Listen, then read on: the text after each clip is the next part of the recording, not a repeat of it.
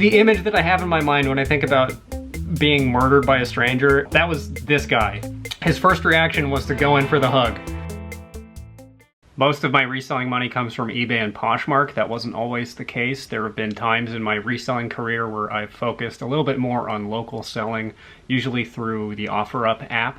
When I first started selling on eBay, I would also enable local pickup as an option for buyers. So if people lived near me and wanted to come pick the thing up or rendezvous to do a handoff, I would be open to doing that, and I no longer am. I quickly disabused myself of that notion that that was a good thing to do. So let's talk about why and when you should sell things locally as opposed to on the internet. One of the big pros of selling locally is that you don't have to get into the policy nitty-gritty of these reselling platforms. It's really just a facilitation app, at least OfferUp and certainly Craigslist. They don't really take a cut, and you also don't really have to deal with returns for the most part, although that is still part of the game. It also lets you bypass the shipping process, which is a big point of intimidation for a lot of people who are less experienced with online reselling. And even for experienced resellers like me, the notion of packaging and shipping something like a sewing machine is prohibitive. I just don't want to deal with it unless the sewing machine is worth $1,000. That opens up the possibility of selling lower ends, not that expensive stuff, something like a $50 VCR, where if you sold it on eBay, you would have to undertake the process of photographing, listing it, and then packaging and shipping it, which is all very long and complicated and may not be worth the margin, the net that you would make on that sale once you did sell it. You can sell cars, you can sell huge stuff, refrigerators, big appliances, pieces that I would never even consider selling on eBay, although some people do it. Other than that, I avoid it like the plague. The biggest reason is that you have no control over your buyer's behavior. Not that you do on reselling platforms, but you are more distant from them, and there are fewer things that they can do to irritate you and waste your time. It really is a consistent and serious problem when it comes to local flipping, that people simply are out of their minds. It comes from a few places. It comes from people straight up just being nuts. It comes from people being justifiably distrustful of you. It comes from people being flaky, people being selfish, people being lowballers, people being potentially dangerous. There's just a human X factor that's a big X, a big, big X. It's like the thing from Game of Thrones. That thing that the guy gets tied to, it's like that. That's what it feels like. Lowballers on eBay are pretty bad, and they've gotten worse. Lowballers on OfferUp are on a whole other level. Sometimes they'll do this maneuver where they store up all of their lowballing energy. They'll carbo load, and they'll just build up all the lowballing in their chest and then unleash it on you when you've already set up a meet and you're there in person. And then they drag their feet and they say, well, I'll give you $20 even though we agreed upon $80. People don't show up, people set a time and then just blow you off, or people are late all the time. People are 20, 30 minutes late, an hour late, and then don't text you to let you know.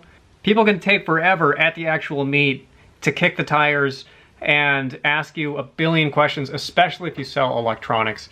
I put up a Canon DSLR that I'm looking at. It's sitting on top of my bookshelf because I hate local flipping so much, so passionately. I had a couple of misfires with a couple of meets off of OfferUp, and I just washed my hands of it, didn't want to deal with it. I need to list it on eBay, actually.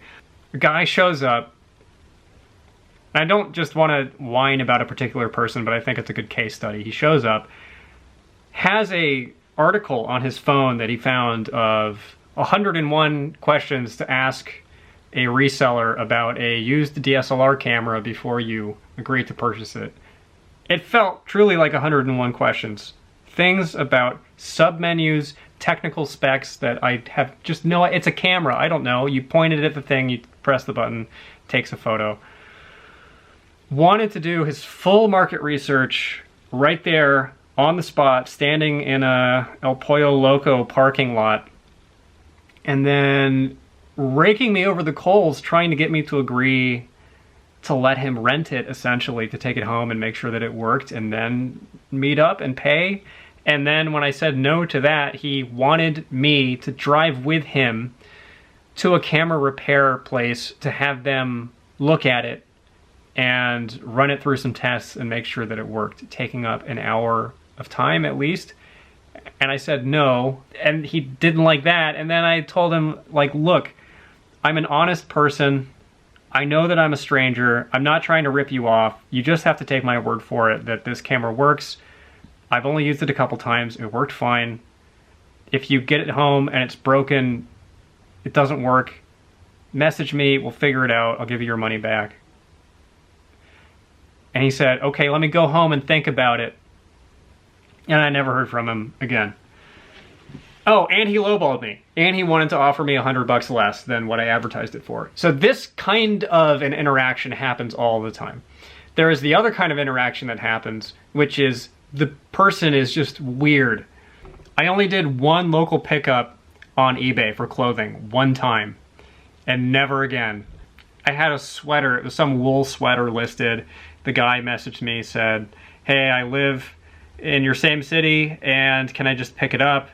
And he paid for it, and then like a month later, we had been going back and forth, and he was gonna be in my neighborhood at a particular date and time, and then there were a couple like ships passing in the night moments. We finally meet up. He's just like a block away from my apartment. And it's in this doorway to this weird office. Like, I'd walked past this place a bunch of times and looked in, and it was just this weird, like, linoleum floor place.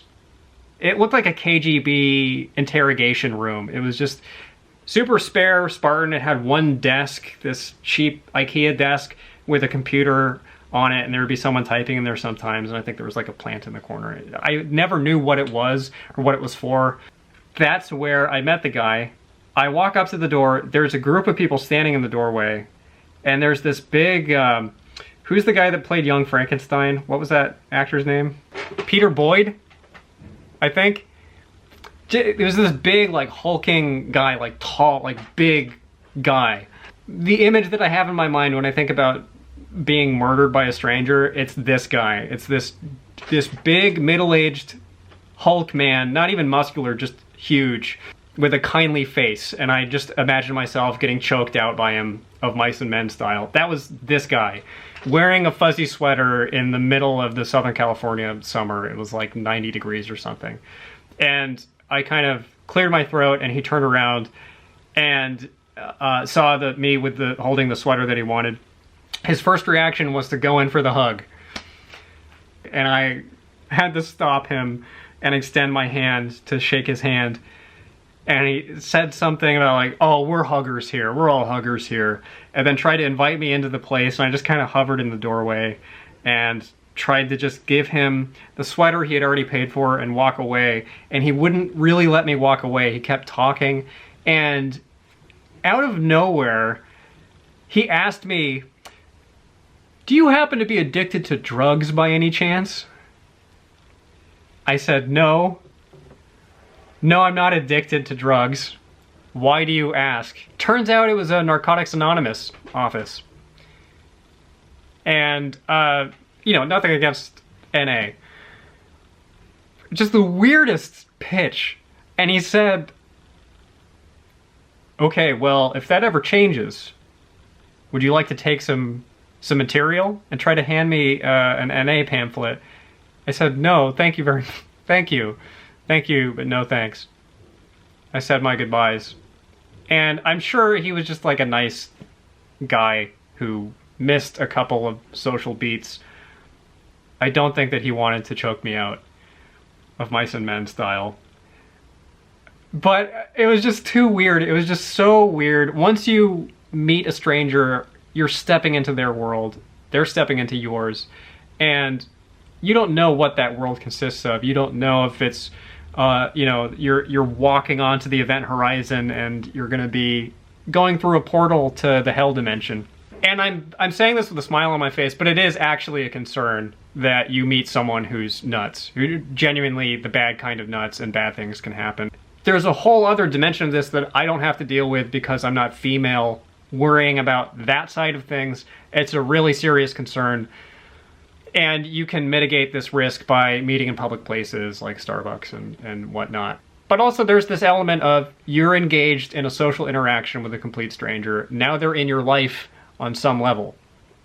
And 99.9% of the time, nothing bad happens.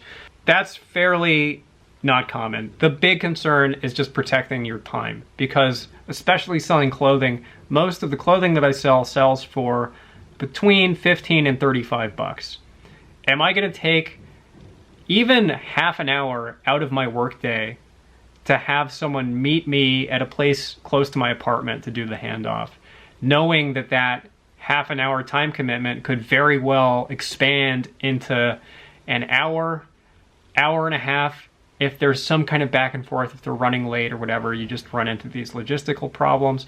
Or if it is a half hour time commitment and I'm sitting there and I've maybe paid for a coffee at a coffee shop, so I'm out for, you know, $3-4 bucks in the neighborhood where I live, and then they don't show, and then you've lost $3 to $4 for your boutique civet weasel ass coffee, and you're out the half an hour. So I just choose to not do it.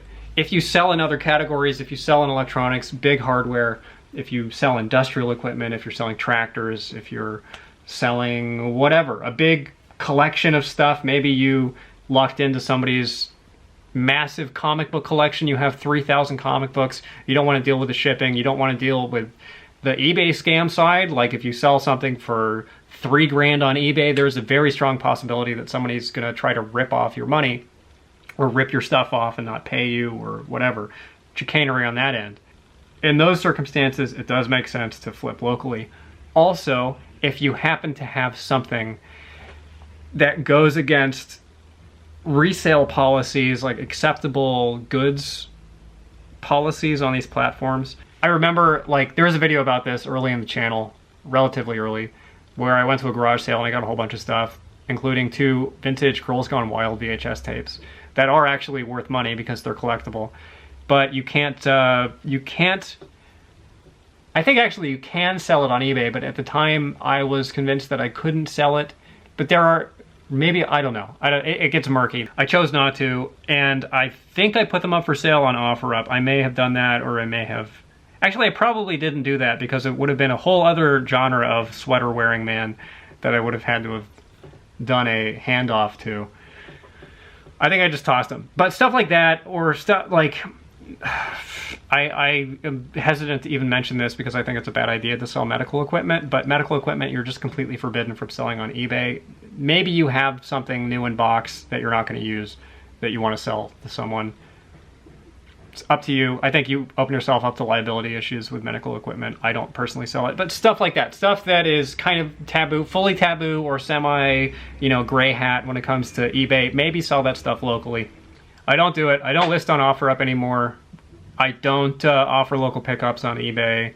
I try to avoid buying stuff, sourcing stuff locally. I like having the intermediate step of having the cash register at the thrift store that I can purchase from, and having the reselling marketplace to mediate between me and these people that I do not want to directly communicate with most of the time. Hope that this helped clarify things. Thank you for watching.